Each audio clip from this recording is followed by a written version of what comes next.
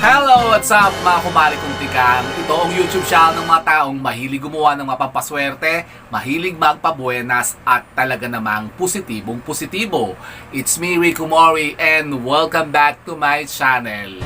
And for today's video po ha mga kumari kong tigang ay nako, pag-uusapan natin ng isang importante at napakahalagang sangkap ng kaswertihan sa ating mga tahanan na maaring ito po ang nagiging dahilan kaya kayo po'y nakakaranas ng pagbigat ng inyo pong mga pamumuhay kapag ka ito po ay inyo pong iwinaglit sa inyo pong mga tahanan at ito po'y pinabayaan nyo pong maubos dyan, kayo po'y maaari talagang lukuban ng kahirapan sa buhay.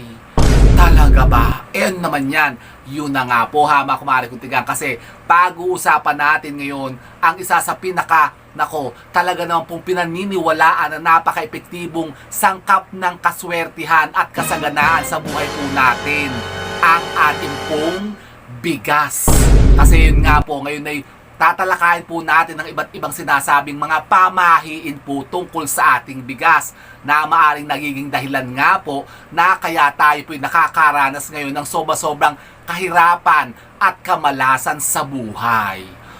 Meron palang ganun. Opo ha mga kumari kong tigang, kaya kung gusto nyo pong malaman kung ano pong mga sinasabing usapin tungkol po dito sa sinasabing mga kamalasan na yan na maaring idulot sa atin ng ating mga bigas, ay panoon nyo lamang po ang video kong ito. Diba?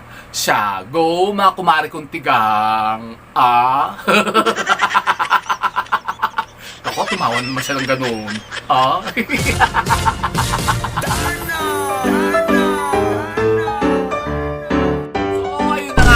Mga kumari kong tigang, isang mapagpalang araw naman po sa inyong lahat. At yun na nga, for today's video po ha mga kumari kong tigang, ay pag-uusapan natin isang napaka-interesting na topic tungkol po sa sinasabing mga kamalasan na maaari po nating na-encounter sa buhay po natin sa pang-araw-araw nating ginagawa sa ating mga tahanan. At baka ito po ang naging dahilan kaya tayo po, yun na nga, bumibigat po ang ating buhay. Nako, ano yan? Kasi yun na nga po ha mga kumari kong tigang, marami po kasi nagtatanong sa atin yung mga sinasabing mga pamahiin po tungkol sa bigas. Kung ano ba daw po ang kaakibat nitong kamalasan na maaari po nating maabatan kapag ka ang ating mga bigas ay yun na nga, nakaka-invite nga po ng negativities. Meron palang ganun, nakaka-invite pa na ng negativities ang bigas. Opo ha mga kumari kong tigang. At yan po ang ating iisa-isahin ngayon. Kaya wala nang masyadong chika-talakis. Umpisahan na natin ito. Kasi sinasabi nga po ha, mga kumari kong tigang, sa usapin po ng mga pamahi, ng ating mga tatandang mga inuno, na ang ating bigas po ay isa rin po sa maaaring magdulot sa atin ng kamalasan sa buhay.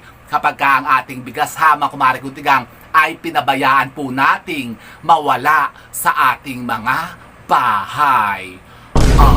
Opo ha mga kumari kong tigang, kasi alam nyo po ba na napaka-importante po ng bigas sa buhay po natin. Kaya dapat po'y panatilihin po natin lagi po tayong may bigas sa bahay, sa tahanan natin ha mga kumari kong tigang, kasi yan po ang isa sa rule po ng bigas. Nako, na wag po kayong mawawalan ng bigas sa bahay po ninyo, kasi mabigat po ang dala niyan na kamalasan. Talagang kayo dadagasain ng walang humpay na kamalasan sa buhay. Kasi di ba meron ngang nabalita noon sa KMJS yung isang pamilya na walang bigas. Di ba yung kubo nila inasunog kasi yung tatay ata ay bumili ng bigas, naiwan yung mga anak, pagbalik niya nasusunog na yung kubo nila. Tapos kasama yung mga anak nila, natusta yung anak. Naku po, si Mariosep. Tapos meron pang isa ha, mga kumari kong tigang, yung isa pang kwento rin na KMJS din ata yun.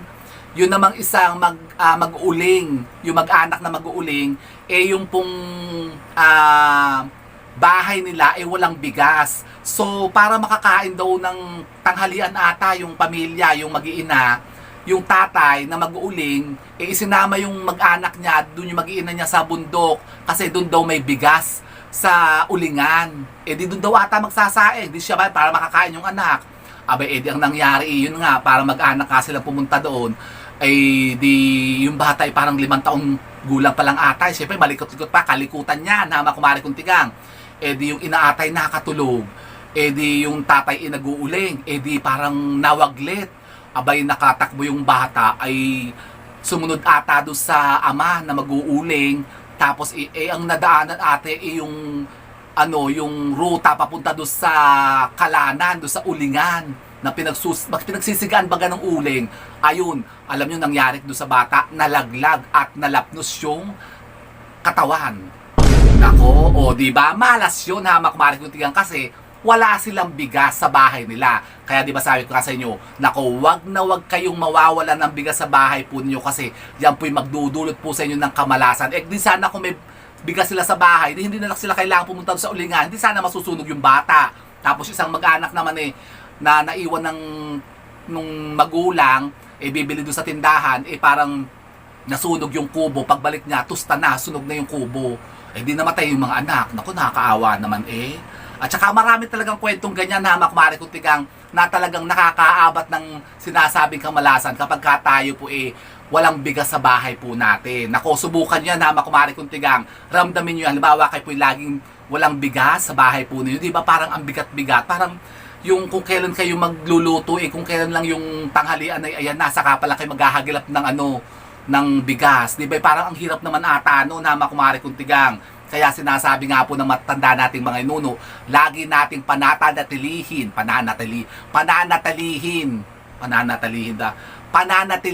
po na tayo po'y maraming bigas sa bahay po natin. Kahit walang masyadong ulam ha, Makmari Kuntigang, kahit siguro po yung mga bagoong lang, mga talbos, mga okra, ganyan.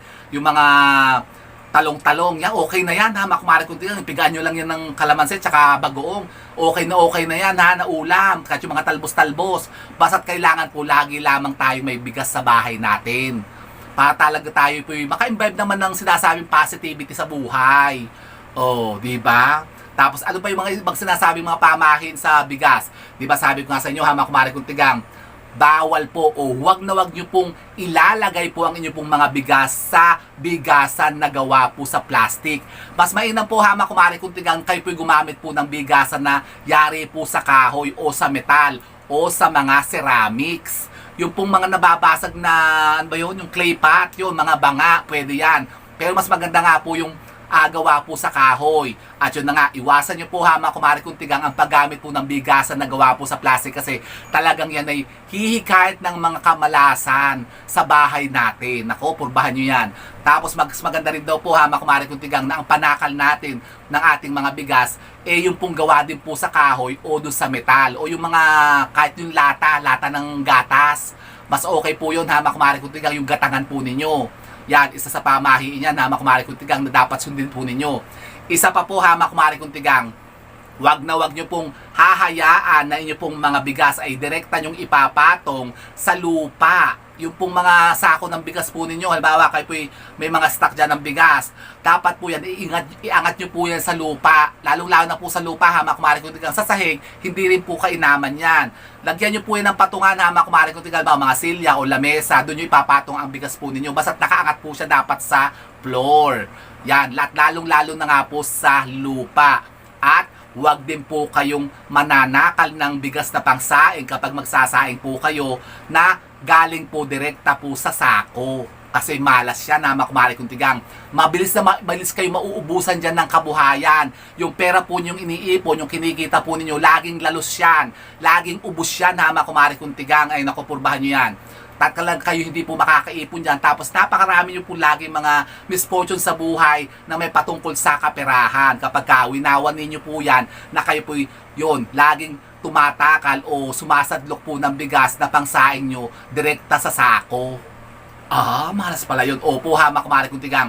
Dapat yun po ay isalin po natin sa bigasan natin. Sa mga bigasan natin na gagawa po sa mga, yun nga, clay pot, ceramics o kahoy. Huwag po sa plastic na oro ka na, Makmari Kuntigang. Tigilan nyo yan. Yung mga timba-timba, ng mga, ano ba yung mga timba ng ginagamit nyo ng mga plastic. Huwag kayong maglalagay dyan ha, Makmari Kuntigang. Yung mga tupperware, nako, leche. Kasi alam niyo po ba, Makmari Kuntigang, ngayon talaga subok ko na. Talagang yan, ranas ko na yan, Makmari Kuntigang. Nung araw po, ako po may mga negosyo ha. Pero ang bigasan ko din yung orokan, alam nyo, ito pa yung isa, wag nyo pong hahayaan na inyong pong mga bigasan na nauubusan lagi ng laman. Yung halos isa din nyo na yung sumasayat na yung panakan nyo doon sa ilalim ng ng ilalim ng bigasan po ninyo, pinakasayad na doon sa pinakailalim, yung parang ginaganong-ganon nyo pa, yung parang dinatakot-takot nyo pa siya, tapos ilalagay yun sa takalan. Tapos sakalang kayo bibili ng bigas, ay naku, negative na negative yan. Kapag kaya nyo pong mga bigasan ay nangangalhati na, bumili na agad kayo o salinan nyo na agad yan. Iripil nyo na po yan ng laman, hama kumari kuntigang. At huwag nyo hahayaan na yan po ay masasaidan ng laman. Tapos, yung pong mga panakal po ninyo ng bigas ay huwag nyo din pong hahayaan na laging nakataob. Dapat yan po ay titindig nyo po, itatayo nyo, ipapato nyo sa ibabaw, pinakaibabaw po ng bigas po ninyo. Tapos pupunin nyo pa rin ang laman yan kapag kayo po yung nagsasaing. Isa po yan, hama kumari kuntigang. At napakaganda pong ritual na ginagawa po sa bigas. Kapag kayo po yung magsasalin po ng bigas, mas maganda po gawin niyan tuwing araw ng Biyernes. Kayo po yung maglagay po ng mga barya sa ilalim nito. So sa pinakailalim po, tapos sapinan nyo po yan ng papel o kahit plastic. Basta maglagay muna kayo sa pinakailalim ng bigasan po ninyo ng mga barya. Mas maganda po ay kung yan po ibibilang po ng 168 na barya.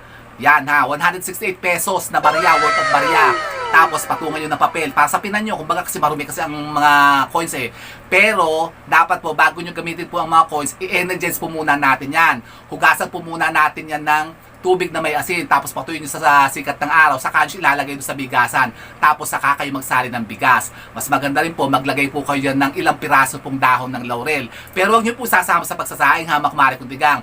Kahit po mga 8 pirasong dahon ng laurel, ilagay nyo po yan sa ibabaw o kahit po sa pinakailalim din po ng bigas. Para naman po sisimulan po ng walang humpay na pagpasok ng kaswerte sa inyo at walang humpay din po na yung pagpasok ng bigas sa bahay po nyo para hindi kayo nauubusan ng bigas sa bahay.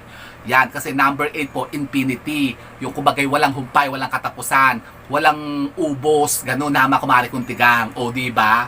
Maganda yun, gusto nyo yun? Aba, ako gusto ko yan, hama kumari kuntigang. Tapos, ang isa pa po, kapag kayo po yung magsasaing ng bigas po ninyo, nako, magsaing po kayo ng tama lang para kayo po hindi po napapanisan ng bigas o yung nababahawan. Kasi alam niyo po ba na negative din po kapag kayo po ay nagsasapaw po ng mga kaning lamig sa bagong sinaing. Kasi alam niyo po, kapag kayo po yung nagkaroon ng problema, patong-patong po. Kapag ganyan po, lagi ang ginagawa po nyo, bawa may nagkasakit sa pamilya po ninyo, nako, hawa-hawa yan, tapos gagaling-galing lang nung isang miyembro ng pamilya nyo sa isang sakit, meron namang susunod na magkakasakit ulit, gagasos na naman kayo. Di negative yun, hama kumari kuntigang, malas yun. Siyempre, pagka lagi kayong nasa ospital, lagi kayong nasa doktor, di lagi ang pera nyo ubos, yung mga iniipon nyo nawawala. Kaya tigilan nyo yan. Kapag kayo po yung may makahaning lamig, isangag nyo na lang yan. Lagyan nyo ng bawang, lagyan nyo ng magic sarap. Mas masarap pa. Abay, totoo po yun ang mga kumain. Mas gusto ko po yung sinasagad kaysa isinasapa po sa ibabaw ng kanin, yung kaning lamig. Tsaka buwisit yan, hama kumari kuntigang. Yan po yung pinagbabawal ng ating mga tatandang mga inuno, yung pagsasapaw po ng lamig na kanin doon sa ibabaw ng bagong sinaing. Lamig na kanin. Kaning lamig. So, tigilan nyo po yan, hama kumari kuntigang. At huwag nyo rin pong hahayaan na lagi kayo napapanisan po ng mga bigas. Tapos ang yung kanin po ninyo, sinaing nyo, itinatapon po ninyo sa bahugan. Nako, leche. Yan po pinaka masama po sa usapin ng pamahiin ng bigas. Yung kapag kayo po yung nagtatapon ng bigas, nako, negative yan. Mabubusong kayo dyan, hama kumari kuntigang. Alam nyo ba yung busong? Salitang busong? Yung parang, napapasal. Napapasal, nabubusong, parang lalalim na salita Parang magugutom kayo, wala na kayong isasaing, wala na kayong lalamunin. Ganon, kapag kayo po yung mahilig na mahilig magtapon ng bigas o ng kanin, yung mga hindi nyo inuubos. Kaya di ba sabi nga pagka kayo kakain, kumuha lang kayo, sumando kayo nung tama lang na kaya nyo pong kainin para walang nasasayang. Kasi sinasabi nga po na lahat daw po nung kanin na itinapon daw po ninyo, yan daw po kasi ay ipinabibilang sa inyo kapag namatay na kayo. Totoo yan, hama kumari kuntigang, naniniwala ba kayo dyan? Kasi yan po sinasabi daw po na lahat daw po ng mga bigas o kanin na itinapon po ninyo nung nabubuhay pa kayo, daw po ipapupulot sa inyo isa-isa kapag namatay na kayo, bago kayo makapasok dun sa kung saan man kayo pupunta, halimbawa sa langit o sa impyerno. Parang may tas pa, ganun. Opo, saan naman yun? Basta kung saan kayo pupunta, ba kung sa impyerno nga kayo pupunta, hindi doon kayo magpupulot daw ng bigas. Iisa-isa nyo yan, yung butil ng bigas. Pati daw po ha, mga kumalat kong tigang, yung asin daw ata, ganyan din, yung butil daw ng asin. Kaya di ba sa malas din daw po ang nagsasaboy ng asin. Nako, negative yan ha, mga kumalat kong tigang. Kaya iwasan nyo po ang pagtatapon po ng mga kanin o bigas. Kapag halimbawa kayo may mga nabulok ng bigas, halimbawa inamag o yung anong tawag doon, binukbok, mas maganda po yan, yan po ilagay nyo lang po sa halaman, gawin nyo po pataba, huwag nyo tatapon sa basurahan o iahagis sa likod bahay po nyo, yung tinatapon po ninyo. Negative yan ha, makumari kong tigang, kaya iwasan nyo yan. Tapos, ang isa pa po ha, makumari kong tigang, iwasan nyo rin po ang, yung diba, lagi ko sinasabi sa inyo, ang pagpapautang o pagbibigay po ng bigas kapag ka lumubog na ang araw. Kapag kami nanghihingi sa inyo o nanghihiram sa inyo, nangungutang ng bigas, huwag nyo pong bibigyan kapag kagabi na. Kasi bakit naman kayo leche? Kung kailang gabi na, saka pa kayo yagyag at saka pa kayo nangungutang ng bigas sa mga kapitbahay po ninyo. Kasi, madalas ganyan yan yung waning-waninan ng mga, halimbawa kayo isang bisa lang dyan, mga kamag-anak kayo, mga magpipinsan, magkakapatid, ganyan, magbabiyanan o maghihipag, sabi ni walang bigas, tapos nahihiya-hiya pang lumapit kung kailan gabi na, saka pa kayo yagyag. Sabi ni, ate, wala kaming bigas, baka pwede namang makahingi muna dyan o makahiram ng 1 kilo, abyadan na lang kita sa susunod pag ako'y namalengke, leche ka, kung kailan gabi na. Kaya tigilan nyo yan na makumari kong tigang. Kapag kaganyan, huwag nyo pong bibigyan. Dapat po kayo po ay maghihiram o magsasabi na agad kapag ka yung may araw pa, hindi yung kung kailan lubog na yung araw, gabi na, saka lang kayo mangungutang o manghihingi pa ng bigas. Kasi alam nyo po ba, both ways po kayo po mamalasin pareho. Opo, yung nagbigay at saka yung nanghihingi o yung nangungutang at yung nagpautang. Nako, ikaw na nga tumulong, ikaw pa mamalasin. Kasi negative nga daw po kasi yan. Ang mga bigas po, hindi po pinalalabas ng bahay kapag lumubog na ang araw. Ganun yun, hamak kumari kong tigang, kasi malas yan. Ganun pala. Opo, hamak kumari kong tigang. Kaya, pangalagaan po natin ng bigas, hamak kumari kong tigang, kasi ang bigas po ay sumisibol po yan ng kasaganaan at kayamanan ng buhay po natin. Kaya kapag pinababayaan natin yan na nauubos sa bahay natin, parang sinasabi nga pong nauubos din ang ating yung kaswertihan at kayamanan. Mga pera natin laging said. Di ba? Kaya tigilan nyo yan, hamak kumari kong tigang. Baguhin nyo na yung mga mindset na ganyan kapag kayo po yung magre-refill lang po ng bigas talagang kapag side na. Dapat po, i-maintain po natin ang ating mga bigas na laging puno. Yung mga bigasan natin, hamak kumari kong tigang, para talagang tayo ay siksikin at ligligin ng walang humpay na kaswertihan sa buhay natin. Di ba ga? Gusto nyo yan? Ako'y gusto ko yan, hamak kumari kong tigang. So yan po, lagi nyo tatandaan yan, hamak kumari kong tigang. Napakasimple lamang naman po. Huwag na huwag kayong mauubusan ng bigas sa bahay po ninyo para mapanatili natin ang kaswertihan sa ating mga tahanan. Di ba ga? So, yun po hamak kumari kong tigang. Sana po may napulto pa kayo mga bagong idea at kalaman tungkol sa ating usapin na ito. At kung kayo may makatanong at patukol po dito sa ating topic kayo na pwede po kayo magtanong dyan. Mag-iwan lamang po kayo mga-question dyan sa ating comment box at kapag kayo pinabasa natin, sasagutin ko po yan dito. Hamak kumari kong tigang. Ano ba ito? May tinga na naman ako. Lagi ako may tinga. Ako ba yan? Excuse me po, hamak kumari kong tigang. So with that, mga kumari kong tigang, keep safe and God bless. Thank you for watching. And don't forget to subscribe my channel. I know you like it. And don't forget to brush your teeth. Leche, may tinga talaga. Bye kasi ako ng mani eh. Bye, mga kumari kong tigang.